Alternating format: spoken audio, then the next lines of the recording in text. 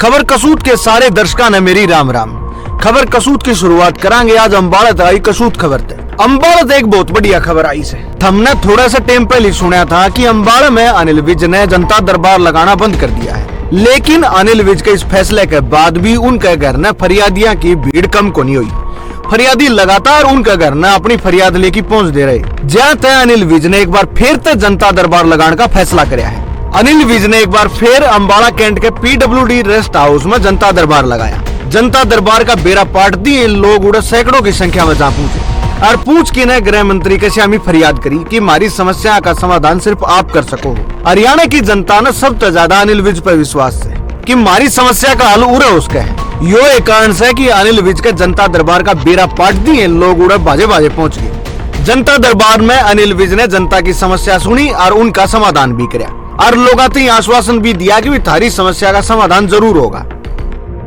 अगली खबर से हरियाणा के महेंद्रगढ़ से।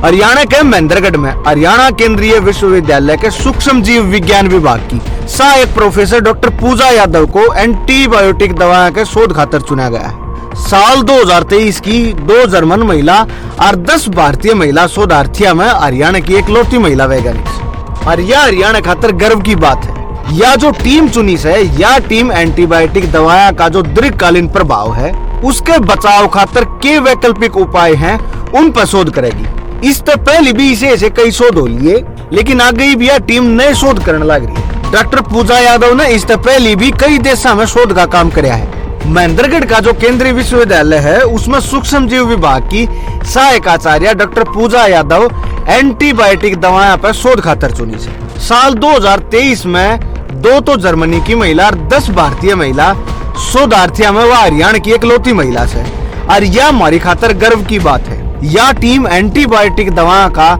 जो प्रभाव है वो लंबा टाइम तक बना रहे, आदमी का नुकसान नहीं करे, इस चीज पर यह शोध करेंगी। यह टीम एंटीबायोटिक दवा न लेकिन है उनका प्रभाव तक बचने के जो वैकल्पिक उपाय हैं उन पर शोध करेगी। हरियाणा केंद्रीय विश्वविद्यालय में सूक्ष्म जीव विभाग की सहायक आचार्य डॉक्टर पूजा यादव ने इंडो जर्मन साइंस और टेक्नोलॉजी सेंटर तक प्रतिष्ठित वाइजर ग्रांट 2023 पुरस्कार भी दिया गया है। IGSTC German federal ministry of education and research, जिस नाम शॉर्ट फॉर्म में BMBF कहा, यो विज्ञान और प्रौद्योगिकी विभाग भारत सरकार का एक संयुक्त प्रयास है। इससे पहले भी डॉक्टर पूजा यादव ने कई देशों में शोध का काम किया है, लेकिन ई वाला जो शोध है यो 3 साल के भीतर पूरा करना है, जो कि हरियाणा विश्वविद्यालय और जर्मनी में दोनों जगह संयुक्त रूप से होगा। विश्वविद्यालय के कुलपति प्रोफेसर टंकेश्वर कुमार ने उनकी इस उपलब्धि पर खुशी व्यक्त करी है और उन्होंने कहा है उनके द्वारा जो शोध किया जा रहा है यो मानव कल्याण खातिर किया जा रहा है और यो मानव कल्याण में एक दिन बहुत बड़ा योगदान करेगा। हमने एक और बात बता दिया, इस योजना में भारत जर्मनी विज्ञान और प्रौद्योगिकी मिलकर काम करने लग रहे हैं। शोध काम ने लेकिन दोनों देश उपलब्ध संसाधन का उपयोग करके न यो अवसर पुरस्कृत वैज्ञानिकों ने देने का काम करने लग रही है। अगली कसूत खबर आई है हरियाणा के भादरगढ़ से। शुरू में जब मेट्रो भादरगढ़ तक आई थी तो लोगों में बहुत खुशी की लहर थी और उनकी यह खुशी इब और बढ़ेगी क्योंकि मेट्रो इब और हरियाणा का निसर्ग दी जाने लग रही है। इतनी मेट्रो हरियाणा का निसर्ग दी जाएगी उतना ही लोगों का फायदा होगा, क्योंकि बैणीती का हरियाणा NCR में शामिल हो रहा है। इब ग्रीन लाइन मेट्रो का विस्तारीकरण की योजना बनाई है और जल्दी यह योजना लागू भी होगी। इस योजना में बहादुरगढ़ मेट्रो का विस्तार किया जाएगा। इस योजना में बहादुरगढ़ के शहीद brigadier Hoshiyar Singh metro station तक यह सेवा असोदात ही बढ़ाने का प्रस्ताव हरियाणा सरकार के द्वारा भेज दिया है। बजट 2023 में मुख्यमंत्री मनोहर लाल ने इसकी घोषणा करी थी। कई दिन तक हरियाणा के लोग इस बात की बाट देखे थे कि कद हरियाणा में मेट्रो का और आगे विस्तार हो। कई दिन पाछा हरियाणा के बजट में बहादुरगढ़ में मेट्रो की सेवा जाखोदात आगे आसोदात ही बढ़ाने का फैसला किया है। इस फैसले के बाद बहादुरगढ़ के लोगों की 7 साल तक जो मांग थी और बहादुरगढ़ के लोग 7 साल तक जिस काम की बाट देख रहे थे वो काम ही पूरा होने की संभावना बढ़ गई है, क्योंकि DMRC का मुख्य फोकस है ज्यादा से ज्यादा नए इंटरचेंज स्टेशन बनाने का। मेट्रो ने पूरा जोर दे रखा है मेट्रो कॉरिडोर के विस्तार करने पे, जिसकी शुरुआत बहादुरगढ़ तो होगी। DMRC इंद्रप्रस्थ इंद्रलोक तो बहादुरगढ़ ग्रीन लाइन पर प्रस्तावित मेट्रो कॉरिडोर पे भी बदलाव की पूरी तैयारी करने लग रही है, जिस पर सरकार द्वारा इस बारे में आगे भी कदम बढ़ाया जाने लग रहा है। 5वें चरण में मेट्रो बहादुरगढ़ से रोहतक तक ले जाने का प्लान है। इसने लेकिन आगे केवल 2 स्टेशन और तैयार होंगे। इस बार में आगे तौलीय घोषणा करी जाएगी, क्योंकि ईब इसके सर्वे का काम शुरू हो रहा है। बहादुरगढ़ के होशियार सिंह स्टेडियम तक आगे पहला मेट्रो स्टेशन सेक्टर 16 दौरे से और दूसरा है बाईपास आसोदा दौरे।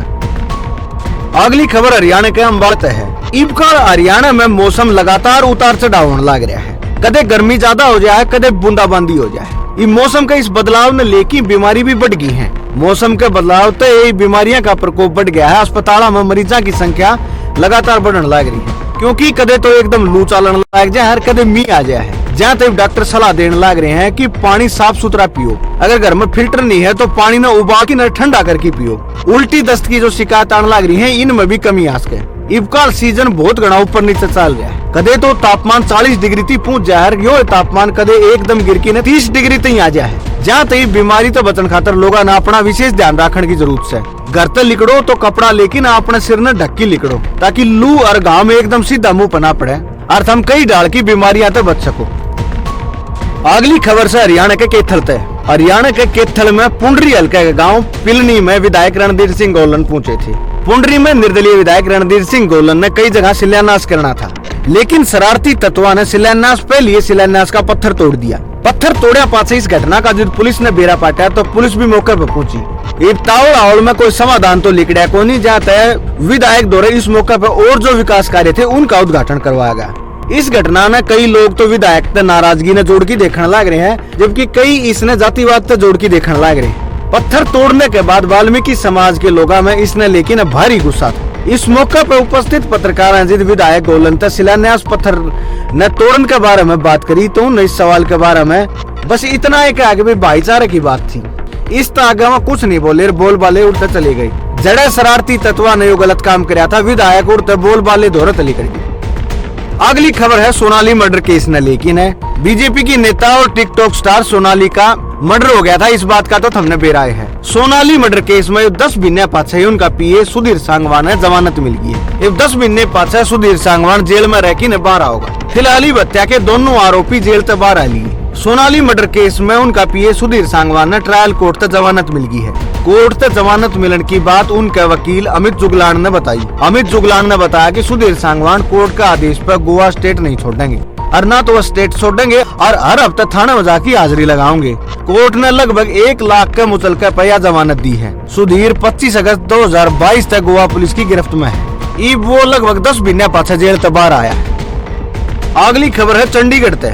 गुरुग्राम के एसोचैम की तरफ से आयोजित कार्यक्रम में हरियाणा के deputy CM Dushyant Singh Chautala video conferencing के माध्यम से जुड़े, जिसमें डिप्टी सीएम ने कहा कि हरियाणा सरकार अपना आगामी राज्य बजट में नए इनोवेटिव इंसेंटिव इंक्यूबेशन सेंटर की स्थापना करेगी और उन्हें लोन देगी न उनकी मदद भी करेगी। हमने इस काम खातर लगभग 100 करोड़ रुपया के बजट का प्रावधान किया है। इससे होगा कि इससे यो फायदा होगा, प्रदेश में संतुलित क्षेत्रीय विकास में बढ़ावा मिलेगा और नए एंटरप्रेन्योरशिप ने प्रोत्साहन भी मिलेगा।